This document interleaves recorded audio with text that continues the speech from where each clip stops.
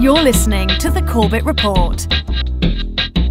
CorbettReport.com. All right, friends, welcome back to the broadcast. Welcome back to Corbett Report Radio.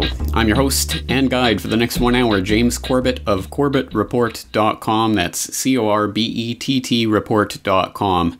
And I want to thank you all once again for joining us for tonight's broadcast. And tonight we have a conversation lined up with a frequent guest here on the broadcast who I am eager to pick his brain about a very important topic to me, certainly here in Japan, and I think to people around the world, as this topic threatens to spill over to other parts of the globe and to bring even the United States into some form of conflict. What am I talking about? I'm talking about the recent tensions between China and Japan, and StratRisks.com has been documenting that as well as many other geopolitical issues, as I'm sure many of my longtime listeners will be aware. So let's turn to StratRisks.com to see some of the headlines that they're covering on this issue right at the moment. For example, they have this article posted up via MarketWatch. China policymakers may impose sanctions on Japan over island dispute. And this article goes on to note that China could use its position as Japan's largest creditor or other economic leverage if Tokyo doesn't back down in a heated territorial dispute, a senior Chinese researcher said. Jim Bai-song, the deputy director of a policy research unit affiliated with the Chinese Ministry of Commerce, said China could weigh its clout in the Japanese bond market as it seeks to find its way to impose sanctions on Japan in the most effective manner. That's somewhat ominous, I think, for anyone out there who knows how economic sanctions are really the first stepping stone toward greater conflict and are the most effective means of bringing about that conflict. Another worrying headline now posted at StratRisks.com, Chinese Defense Minister, China could take action against Japan over disputed islands. And it notes that China's National Defense Minister warned that Beijing reserves the right to take further action against Japan in the ongoing dispute over uninhabited islands in the East China Sea. Standing next to U.S. Defense Secretary Leon Panetta, General Lang Guangli said Japan should bear full responsibility for the dispute, which has triggered violent protests in China against the Japanese. So lots of tension ratcheting up in the East China Sea here next to me in Japan, and there's more and more indications that this could spill over into something much more threatening. So we will be going over this and some other geopolitical issues with Michael Vail of StratRisks.com coming up after the first break. But first, let me use this moment to remind people that RBN is currently doing a fundraiser of its own, trying to raise money for some equipment that it needs in order to implement some cost-cutting measures that will hopefully save this network from financial ruin. And they are hoping to raise $40,000 in the next few days for this equipment. So your support is needed to bring this program and other programs like it to you. So let me just give the details on how you can get in touch with RBN. You can mail in your donation to RBN at 2251 Double Creek Drive, Suite 302. That's 2251 Double Creek Drive, number 302, Round Rock, Texas, 78664. Or you can go to republicbroadcasting.org and click on the PayPal donation button. Or finally, you can call 1-800-724-2719. That's 1-800-724-2719 to get your donation in. Once again, RBN attempting to install some new equipment that it needs in order to implement some cost-cutting measures here at the network, and your support on that front is greatly appreciated. So any donation, large or small, that you might be able to make towards that task will help to keep my voice and other voices like me on these airwaves. But on that note, let's take a short breather to regroup our thoughts, and we're going to talk to Michael Vail of StratRisks.com. So if you want to play along at home, why don't you bring up StratRisks.com? And in the meantime, I'll be bringing up Michael Vail, and we will be talking to him after this short break.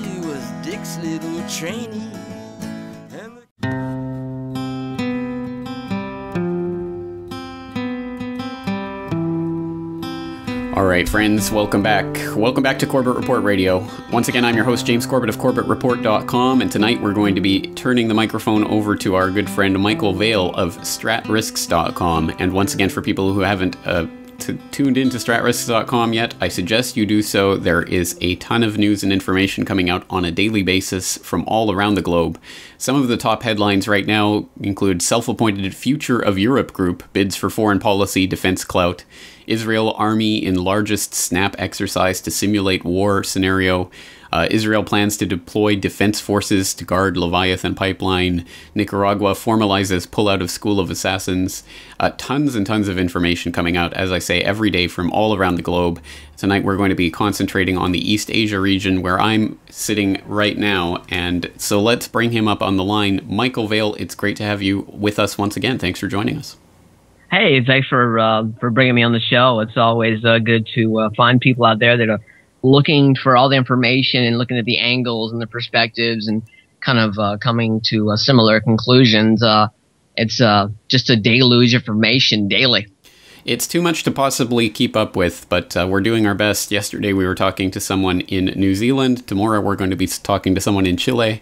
Tonight we're talking to someone who's got his eye on all of the corners of the globe, so we're trying to be as international as possible. But oh, you need that. Absolutely. Go ahead. Yeah, there's so much going on, as we say. But let's start with what we were talking about there before the break. I was introducing some of these articles that you have posted up on the latest tensions between China and Japan as things really start to ratchet up in the East China Sea. And this is a dispute over some islands, a few islands in the East China Sea that's about halfway between Taiwan and Okinawa. Let's talk a little bit about this island chain and its history and what this dispute is really about. It is interesting because it has gotten this worse. Really, originally, going back to the 1800s, no one really cared about these islands whatsoever.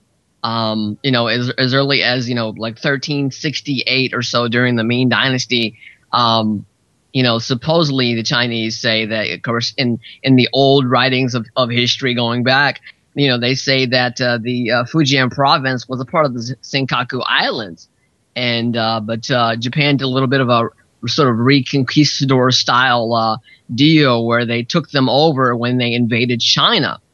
And what this is, no one really cared about it until they found that it had hydrocarbons, gas, oil, etc. No one was really interested in it at all, and it just escalated and escalated. To the point where, people were bringing warships in, bringing listening posts in, they're bringing the big guns. China's drilling to basically occupy these islands. It has gotten so horrible to the point now the U.S. has to step in, but the U.S. is kind of speak with forked tongue because at the same time they say, let's talk about this diplomatically, they're giving Japan the X-band missile radar shield.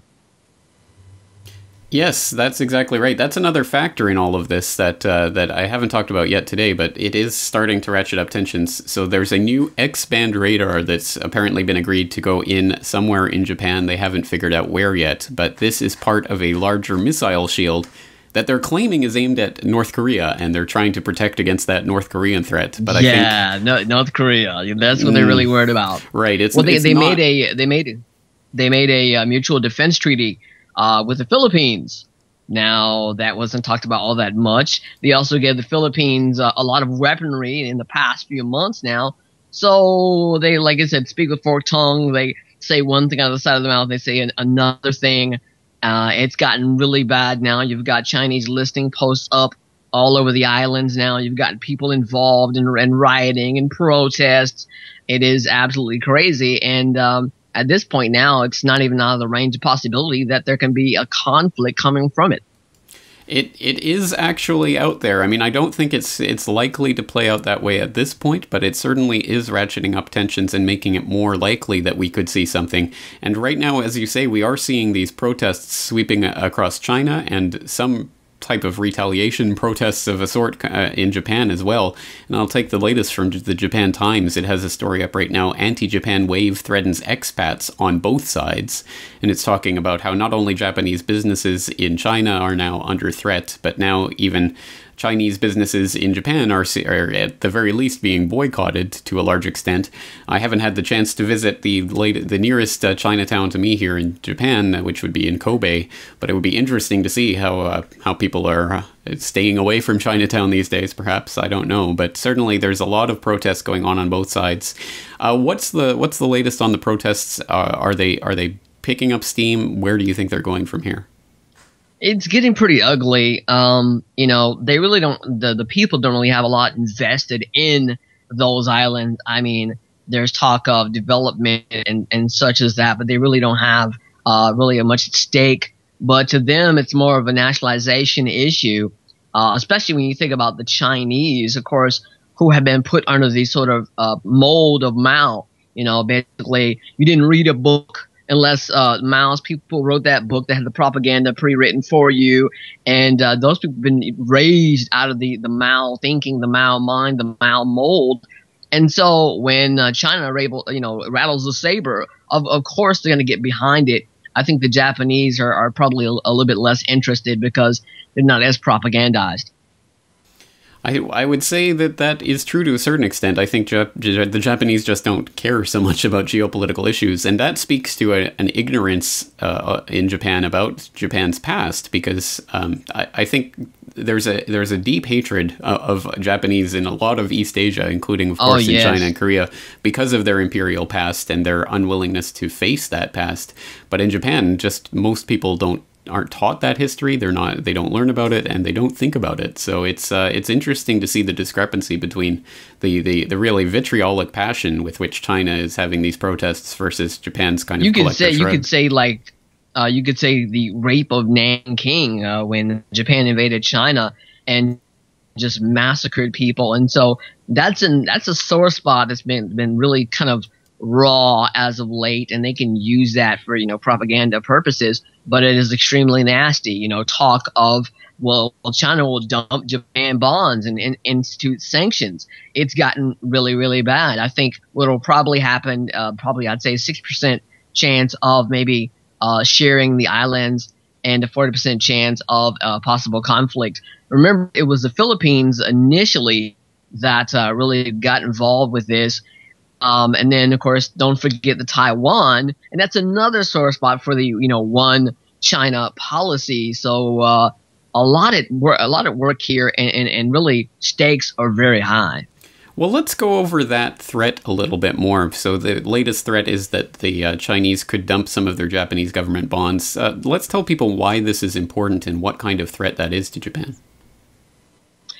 Yeah, recently I saw, as of last night, some of the policymakers and people kind of behind the scenes that work with China said that one possible scenario is they could basically dump all of the Japanese bonds. I forget how much the amount is, but it was a huge amount, saying that they could economically cripple the Japanese if it really goes there, if it gets that bad. And to think that they're actually thinking this, China has always used their sort of soft power base to influence people and to get people to do what they want, kind of think and grow rich kind of style. But now China's kind of taking off the sort of velvet gloves and unleashing the iron fist with the talk of dumping their bonds and really affecting their economy. A very nasty tactic. Absolutely right, but I'm just taking a look at some of these numbers. So you have the article up posted from MarketWatch.com about this threat to dump the Japanese government bonds. It notes that China is Japan's largest creditor, which I found kind of interesting. Yes. And that they're threatening to dump $230 million worth of Japanese government bonds.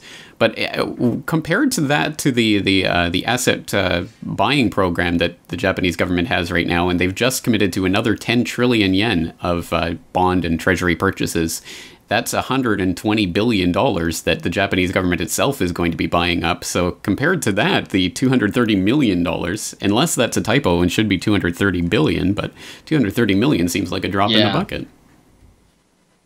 Like I said, this is kind of the sort of first salvo, if you will. And to think that they would actually go to those links over those islands, and these are basically untapped, really kind of just discovered, hydrocarbons and such in that region. They don't even know the value of those islands, but yet they're fighting over it like children. And cooler heads are not really prevailing in this situation. Well, from my understanding, the first estimate that there were reserves there, hydrocarbon reserves, came from a 1970 or somewhere about there estimate. But as far as I know, none of that has been developed, and they still don't really know how much is there. Yeah, they don't. They don't know because they're really not allowing each other to actually do the work to find out what is exactly there. I mean, it could be nothing. It could be something, in the way of, Central Asia, like Turkmenistan, or the Afghanistan discovery. So they have no idea, but they're bickering over a piece of turf. But real estate is a finite thing. And so, I guess they're trying to get all they can get the same way that Europe was buying up all the Greek islands over there.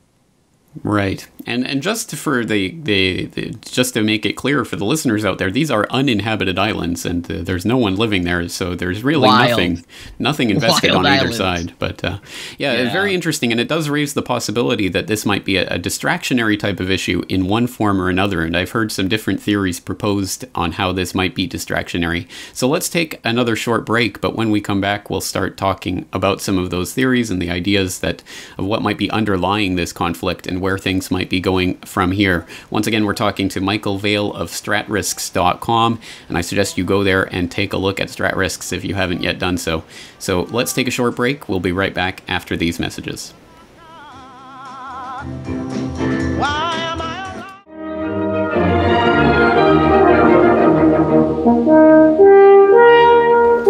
All right, welcome back to the program, friends. Welcome back to Corbett Report Radio. Tonight we're talking to Michael Vail of StratRisks.com, and we're focusing here on this island dispute between Japan and China and the tensions that are flaring on both sides of the East China Sea over this uninhabited group of islands that was certainly not in the news very much a few years ago, but suddenly is becoming a central issue in China-Japanese relations. And it does raise the specter that this island dispute might be part of a distraction, trying to get the population of China and or Japan focused on other issues. Well, what kind of distraction could this be? Well, Michael, first let's talk about the idea that I've heard floated that this might be a type of wedge issue that's being, in fact, spurred on by the American presence in the region, and that would fall in line with the very recent announcement of the X-band radar that they're situating here in Japan, which seems to be aimed at China and flaring up tensions and making things even worse. The idea that this might be a type of wedge issue that the U.S. is trying to use to keep China and Japan apart, since they've started to announce more and more economic cooperation, including trade in local currencies rather than trade in the U.S. dollar. So is it possible, at least, that this is a type of distraction that the U.S. are trying to use to keep these two countries apart? Well, I would almost say so, because a lot of countries sort of know really where their direction is, where they're going with what their doctrine is, what their policy is, and that is pretty sort of set in stone almost. And you need something to sort of jostle them around and maybe make the military-industrial complex a lot of money in the meantime. And so you look at the Philippines. They're nowhere a rival to China in any means whatsoever in reality, but they've been arming them. And so to me, it looks like what's going on with India. It's sort of the same playmaking going on there. In India, you're like, okay, we'll give you a set of a missile shield for you. We'll give you some multiple warheads for your submarines, this, that, and the other. And you can sort of, like I say, draw a line in the sand and say, you're with us or you're with them. Because India is really almost before the Mumbai bombings, they really weren't worried too much about the world of geopolitics. And then after that terror attacks, almost everything changed. They established their own homeland security and such. And so now they're really at odds with China. They put tank brigades on the border with China, and every now and then they shoot at each other at the line of control there. So the U.S. can sort of benefit from this sort of rivalry and make it far worse than it really has to be. And especially in that region where you talk about now, the U.S. is planning to basically put missile shields all over the earth. These are really almost untested. There have been a lot of failures in those missile shields and those technologies. And so maybe they are getting these nations on board for something. And possibly they could come in and be a mediator and say, oh, well, we're here to discuss this. Let's talk about some, diplomacy. Well, Japan, you'll get your, X-band radar. You get all of this, that, and the other. And this is all for the big pivot towards Central Asia, China, Russia, and look at all the gas and oil going on in Central Asia. It's a big play. It's a big new Brzezinski-esque. It is, isn't it? And we see this, as you say, not just happening here in the East China Sea, but in the South China Sea. We see also in Dagestan and all over, really. Indian Ocean, Malacca Straits. Exactly. It's heating up in a number of places at the same time, which seems to just suggest that something more is at play here. Well, one of the other takes on this is that this is something that could actually benefit Beijing and Tokyo, as there is a significant economic slowdown happening in both China and Japan. And this is a nice distraction. It's always good to keep the people rallying around the flag and thinking about nationalist issues when the economy is slowing down. And there's been a lot of talk recently about the Chinese economic slowdown, and they've announced some stimulus spending of their own, just as Japan has just recently announced quantitative easing of their own. So again, this could actually benefit the governments that are trying to keep their population in check. A little bit of magician's misdirection, if you will. Look over here, pay no attention over there. And that is really done. It kind of reminds me of H.G. Wells, where they talk about in that movie, I forget the name of it, where they have a war. A war starts for no reason. They have no idea why, but it continues on to the point they forgot why the war started, and why it never ended, and why was our liberties taken away. And China's having real estate issues. They're having all sorts of bubbles being popped up. Japan is really becoming a sort of age society. China's society, really, since they're killing off all the younger people, they both have similar problems, with China within the world one-child policy. So it is very much possible that it could be an ultimate distraction, but the military-industrial complex will make some filthy lucre off it regardless. As is unfortunately all too often the case. Absolutely. Well, then let's wrap up talking about this island issue. Just finally, what are your thoughts on where you think this is likely to head in the near future? Concerning what? The island dispute specifically. Oh, the island. I would probably say that they will cut some sort of deal and maybe share the rights if there are any oil or gas in there to begin with, and because they don't want war. They've got their own problems. They got their own deficits. Japan does not want to butt heads with China. Okay. The elephant has woken up since a long time ago. They don't want to go there. And so they'll cut a deal. They're going to have to, because if they butt heads, Japan is not going to win that situation. Possibly in the United States, maybe like a Georgian situation where the United States will be cheerleaders for Georgia, but step away when they have no bargaining chip like they had with Russia. So I would say a diplomatic issue will take place, probably 60%. All right, we'll have to leave it there. We're going to break. We'll be right back.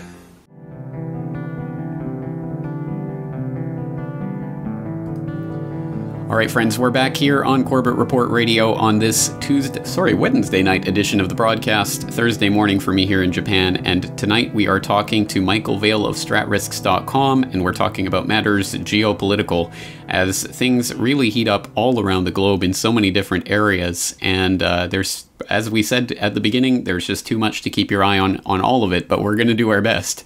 So, Michael, let's start moving on to some of the other things that are going on, but just before we start moving on to some of the other issues, just there in the break, you were talking about an interesting experience you had there in Florida with the mother of all bombs. Why don't you tell listeners about that? Yeah, I live near Eglin Air Force in Florida. And it is one of the first bases that will get bombed in any war whatsoever, because all the military-industrial complexes coalescing here and, just have so many things going on. And one morning, as I went to sleep about 5 a.m., I hear, sounds like the doors blew off the house. And so I'm waking up looking for a shotgun, turn on TV, seeing what the hell's going on. And they say they dropped the mother of all bombs. And this is a vacuum bomb. They dropped 15 miles away from me. And vacuum bombs, not sure if people are familiar, but it literally sucks all the oxygen out of the atmosphere. It's a weapon that kills off people but leaves the infrastructure, because you need real estate. And so this area is just rife with bombing and jets flying around. And so I always need a quiet place to do a show. I can imagine so. Crazy. Absolutely crazy. Well, I guess just one step below a neutron bomb then. Well, you survived it at any rate, so that's always good. Oh, it was not a good experience. I mean, seriously, when something sucks up, what it does, it sucks up all the oxygen and implodes out. And it just sounds like everything's shaking, and it's just like the house fell off the foundation. It's that bad. Absolutely crazy. All right, well, let's turn our attention. We were talking a bit about Asia and what's happening here, but of course things are also heating up in the Middle East and in North Africa once again with these embassy attacks that are going on there. Let's talk a little bit about this issue, where it came from and where it's heading. When I first saw it, really the media was spinning this thing about, oh, this documentary came out and it made fun of Muslims and all this kind of thing. And that's how they played it up. But at first, they had never even heard of this documentary until the media really sort of did their job here. And what came out of it was that paramilitary people were there day one. You had hired protesters in Egypt. And I think this is what I would try to say is kind of like an October surprise, possibly for the Romney campaign, where they say, well, Obama can't get it together. And not that I really care about either one. I don't like both, to be honest with you. But this is a bit of a game here they're playing. And they've got Brent Scowcroft on the Romney team. And he's an old school geopolitical whiz. And reminds me of what Nixon did when he got elected. He told the people, the leaders in Vietnam, do not pass a peace bill until I get into office. And that will, of course, lend more force upon the administration that's in power currently, and saying they can't get a peace plan together. It looks bad. And of course, Nixon comes in, he brings in Kissinger. And to me, Romney seems to be the same way, although I wouldn't say that Romney's nowhere near the kind of politician that Nixon was. But the people he's surrounding himself with seem very much the type of in the corner of Zbigniew Brzezinski and others. Well, we know that Romney did his supplication to Israel and has already committed America to back Israel up no matter what happens. So I think Netanyahu, at any rate, is in Romney's corner. Romney is so scary, okay? I know where Barack Obama's coming from. And being a black person, I was nearly lynched for really not having the hat and the T-shirt and the coffee mug. This is Obama. I wasn't really on team for that, and it was not good for me for a while. But Romney is very scary because one, really, besides being a corporate raider and really kind of being like in the Bush era where everyone ran his money for him, made money for him while he really did much to do about it. The people he's surrounding with is scary, with the idea saying that, oh, well, the capital of Israel is not Jerusalem, and I'll bomb Iran, I'll do this, that, and the other, with him on the finger on the button, is very scary. And the neocons and the war hawks are literally salivating with glee with the possibility of him being there, regardless of if he's a Mormon or not. Unfortunately so, and again, it's a question of you can choose Romney and the neocons or Obama and the drone wars and all of the other constitution-destroying policies that he's had, so it's really no choice whatsoever, isn't it? It's a sad tale, really, honestly, when you think about it. Those are the people that we get to pick from.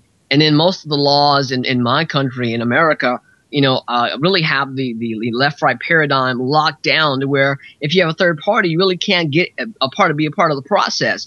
So it's pretty sad. And so then you don't vote, and then really it just gets worse. To me, it'd be better if we might as well vote on virtual personalities like Max Headroom.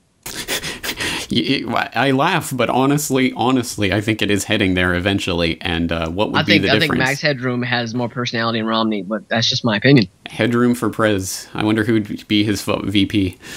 At least you can program him. Yeah, just take over the programming.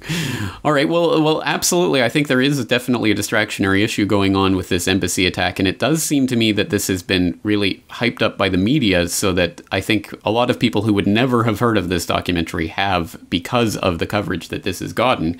So it's a B movie. Exactly, at best. C, D, F. No, absolutely. It's a ridiculous situation, and I think it does show some level of contrivance. But where is this heading? Is there some end point to this?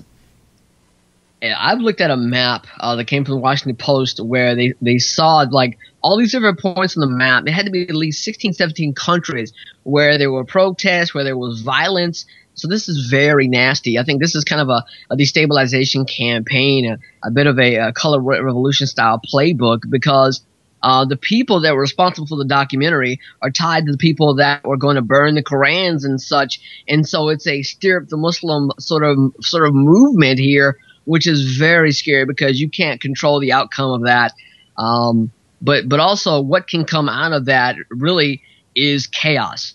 Ultimately chaos, because Arab people have been upset about the drone war and everything else for years, for generations, going back to Lawrence of Arabia. And so you don't want to open up the scab and pour salt on top of the wound and say, there you go. This thing can get out of hand and quick, fast, in a hurry, which may lead to another war. France wants to put their own base in Libya. Algeria may be next on the chopping block as far as being attacked. It is very nasty, and a sort of scenario that may unravel maybe in the play here. Well, this is my take on the whole situation, is that this is exactly what I predicted to come out of the campaign in Libya last year, is the destabilization of the region, including in Egypt and the rise to power of the Muslim Brotherhood there, which brings the Islamic extremists into power, which creates the instability, which then justifies the further military incursions, so that now AFRICOM has an excuse. It sets the stage for it all. Exactly, right. So, I mean, is this a part of a destabilization plan that is meant to justify military aggression there? It is almost 100% so. You look at Egypt, okay, the Muslim Brotherhood. In the 1970s, 1980s, the U.S., Jordan, Israel, all allied with the Muslim Brotherhood to destabilize Syria. Of course, they were routed and thrown out, but look at what's happening today. The same thing is playing out here. And so if things get out of hand, then of course we're going to have another military kinetic action. There's talk of a sort of buffer zone with Syria. They're going to the UN for that. And so it's kind of like a sort of playing all your hands here, laying them all the cards out on the table. And when you get mass chaos, there's going to be a cry for a solution. And according to the Hegelian dialect, the solution will always be something that you don't want. Something that would have been unthinkable without the problem to make it suddenly seem so great. So exactly right. I think this is part of a broader strategy. And there's a lot of things playing out in combination with that, including some really bizarre things that have happened with Iran recently, including the Canadian just unilaterally completely severing all diplomatic ties with Iran, kicking out the diplomats and closing down their embassy. What was that all about?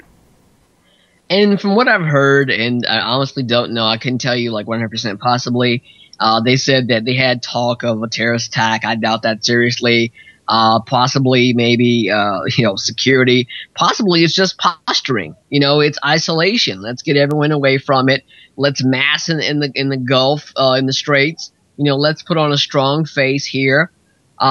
It's really crazy because when you put that many ships, in the Gulf, one thing can go wrong, one thing can happen, one shot can go off, and we're in a war. Already right now, the gas price, oil prices are going up, and so they're playing with fire here. And obviously, Obama is in a situation where the hawks want the war. He wants to still be reelected, and they're playing the game, and it's a destabilization campaign. Look what happened when they released the tapes of the military people burning Korans. They released it. Yes, we're burning Korans. It pissed everyone off.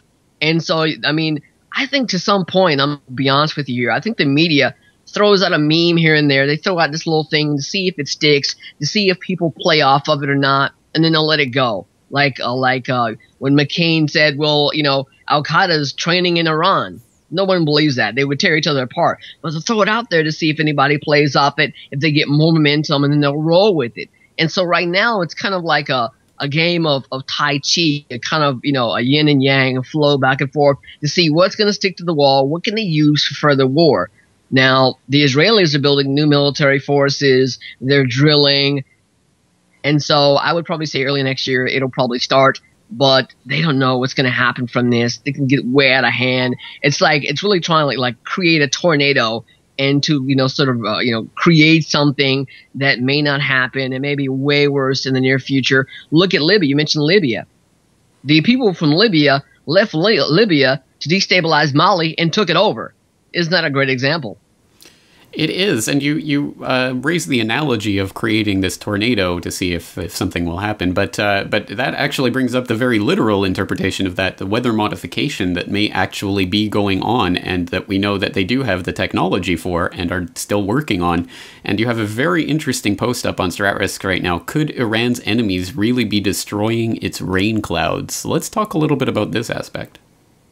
Yeah, I thought this was very interesting because the way I look at when Iran speaks, they're speaking almost, dialectically. They have certain things they say, some things they say for effect, some things they say for the sort of, inner party members, the supreme leader and all those. The way that their government structure is just crazy. And so sometimes they say it because it may be possibly true. We do have weather wars. There was Operation Popeye. Operation Popeye, where they flooded the Ho Chi Minh Trail. And then there's the Air Force document owning the weather in 2025. Very possible. They stabilized the economy. I mean, literally, people are really begging for food in that region. So it's not out of the realm of possibility. It really isn't. So again, we have this insinuation of weather modification that we've also heard coming from senior members of the Russian cabinet, and others have talked about this in the past. And it does certainly raise the question of what types of secret weapons technology will the next major war be fought with. It may not be. Do you remember, I think it's called Operation Vegetarian, the project or Operation Vegetarian, where in World War II, they were literally going to bomb the crops of Germany to destabilize the country.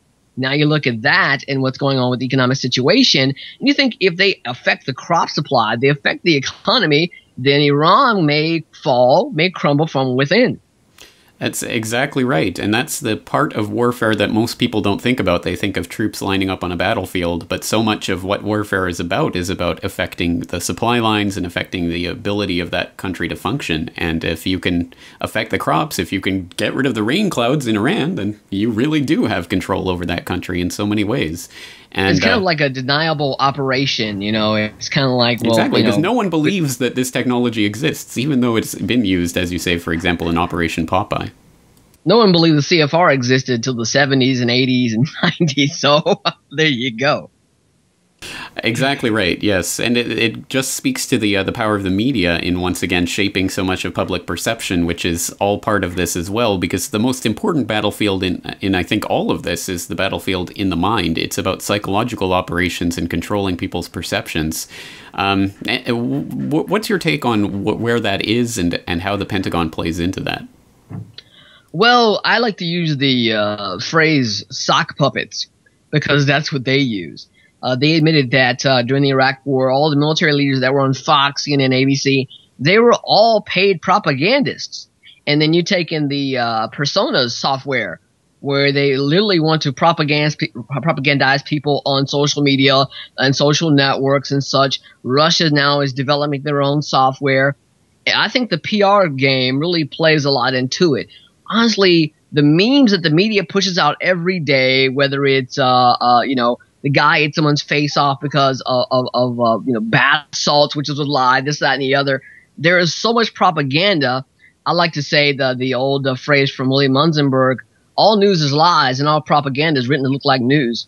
And basically, I'd say 80% of what people see via television is propaganda.